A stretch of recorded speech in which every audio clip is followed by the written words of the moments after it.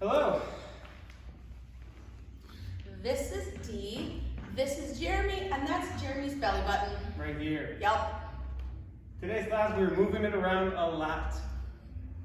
We did two parts of creativity within partnership. The first part was creating a structure, and the second part was Creating a space to be more expressive. Yeah, so we did this little structure. It looked like this. It goes rock, step, step, hold, rock, step, hold, and you can go around in a circle.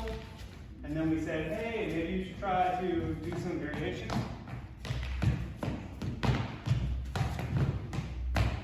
And you can do all this at your own leisure.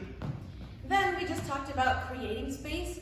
We were basically saying like that was a time that lets him feel free, and I feel free and creative when I have geographic space. So we took a look at some moves to see when they're a little more closed off and when they're a little more open and how that feels. So we did a double turn into closed.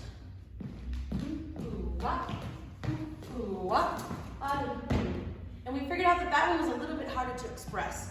And then we compared that to a regular double turn. And that one you have a little bit more space and time to do some creative things. And then we were trying to use that in our social dancing. And I think that was it.